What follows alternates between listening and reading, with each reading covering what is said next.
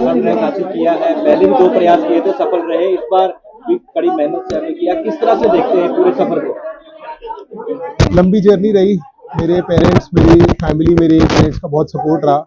मेरे यूपीएससी के mentor Ratheesh sir ने मेरे को बहुत गाइड किया, जिससे मैंने अपनी गलतियां सुधारी, जिसके कारण कॉन्टिन्यूसली इंप्रूव करके यहाँ पहुँच पाए। तो कितना कड़ी मेहनत करते हैं? जैसे कहते हैं यूपीएससी के लिए कई घंटों पढ़ना पड़ता है, लेकिन आपका शेड्यूल किस तरह से रहा? कितनी मोटिवेशन और सपोर्ट?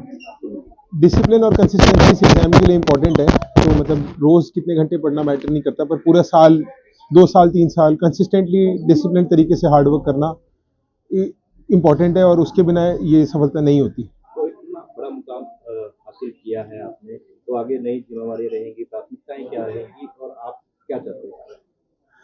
मैं नेशन बिल्डिंग में जो भी कंट्रीब्यूट करना चाहूँगा वो करूँगा। अर्बन अफेयर्स, अर्बन प्लानिंग मेरी प्राइमरी रिस्पॉन्सिबिलिटीज़ रहेंगी। Sectors like education, women empowerment में मैं और एम्फोसिस देना चाहूँगा, और जो भी ऑनरेबल चीफ मिनिस्टर और प्राइम मिनिस्टर का विजन है उसको और आगे ले जाने के लिए जो भी करना पड़े वो मैं करूँगा। तो कई लोगों के लिए आप मिसाल बने हो, कर रहे हैं, तो आगे जो तैयारी कर रहे हैं या आगे आने वाले युवा हैं, उनको क्या सजेशन देंगे आप? उनको मैं यही बोलूँगा कि कंसिस्टेंसी, डिसिप्लिन और सेल्फ इंट्रोस्पेक्शन मंत्र है इस एग्जाम को क्लियर करने के लिए, क्योंकि अगर आप इंट्रोस्पेक्ट करेंगे तो आप कॉन्टिन्यूसली अपने आप अपनी गलतियाँ सुधार पाएंगे और बेटर कर पाएंगे, क्योंकि ये एग्जाम कॉम्पिटिटिव है, तो इसके लिए वो रिक्वायरमेंट है। तो अपने जब ये आपको पता लगा भी आपको कर रहे हैं, तो उस समय क्या कर रहे थे और कैसा आपस जो फोन पे हैं या कॉल किस तरह है? मैं उस वक्त ट्रेनिंग कर रहा था। मैं भी शिमला में ट्रेनिंग कर रहा था ऑडिट एंड अकाउंट्स की, तो वही कर रहा था। और मैंने अपनी मदर को फ़ोन किया और उनके साथ ये न्यूज़ शेयर करी, और ये हमारी कलेक्टिव जर्नी रही है, मेरी फैमिली की, मेरे रिलेटिव्स की, मेरी सोसाइटी की। तो मैंने उनमें ये न्यूज़ शेयर करी, और ये हम सबकी अचीवमेंट है।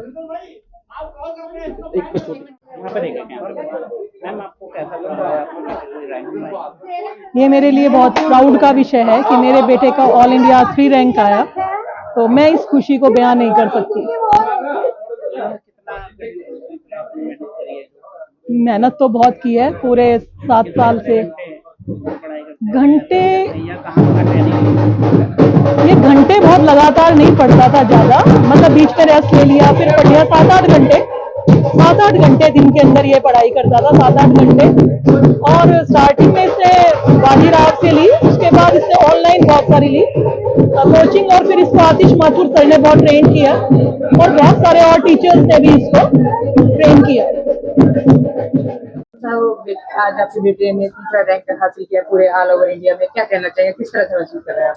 मुझे बड़ा अच्छा लग रहा है, बड़ी खुशी हो रही है कि भाई मेरे बच्चे ने आज हिंदुस्तान भर में अपने पिता का नाम रोशन किया है। 3रे नंबर उसका रैंक आया है, तो निश्चित तौर पर बहुत अच्छी और खुशी की बात मेरे लिए है कि मेरा बच्चा जो है वो आज अपने पिता को एक इस प्रकार का अवसर दिया कि जिसके कारण उसके पिता का सीना गर्व से चौड़ा हुआ है। जिस तरह से आपके बेटे ने आज 3रा रैंक किया है, कहीं ना कहीं कई युवाओं को युवा पीढ़ी को संदेश जा रहा है, क्या कहना चाहिए?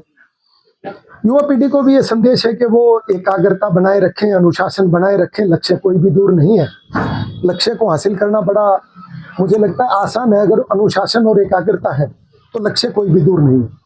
अगर बात की जाए, कहीं ना कहीं कोचिंग से भी साथ लिया जाता था बेटे के द्वारा, और सेल्फ स्टडी भी की जाती थी। हाँ भाई, +2 करने के बाद कोचिंग भी ली है, सेल्फ स्टडी भी की है। इसके एक मेंटोर है आतिश माथुर, उन्होंने इसको ज्ञान दिया है, उन्होंने इसको ग्रूम किया है। बहुत सारे मेरे आईएएस दोस्त हैं, उन्होंने इसको ग्रूम किया है। तो अलग अलग लोगों ने का योगदान है। इसके दोस्तों ने इसको कोऑपरेशन किया है, सहयोग किया है कि भाई हम तुम्हारे साथ हैं, तू कर सकता है, तू मेहनत कर। और जब कभी भी रिजल्ट आता था तो वो हमेशा इसके साथ खड़े। आज पूरे परिवार की खुशी का माहौल देखने को मिल रहा है। मुख्यमंत्री द्वारा भी आपको बधाई दी जाएगी, क्या कहना चाहिए? प्रदेश के मुख्यमंत्री जी ने अपना मानते हुए मुझे बधाई दी और ये कहा कि मैं बहुत खुश हूँ कि मेरे प्रांत का नाम आज रोशन किया है कांच ने। और ये उनको लिए और फख्र की बात है कि वो भाजपा कार्यकर्ता का बेटा है। तो निश्चित तौर पर ये प्रांत के लिए, और एक और संदेश जाता है कि भाई ये भी एक नया संदेश निकल के जा रहा है कि भी नेताओं के बच्चे पढ़ते नहीं है। जो ये कहा जाता है, ये मिथ भी तोड़ा है खान से कि भाई ऐसा नहीं है कि नेताओं के बच्चे पढ़ते नहीं है।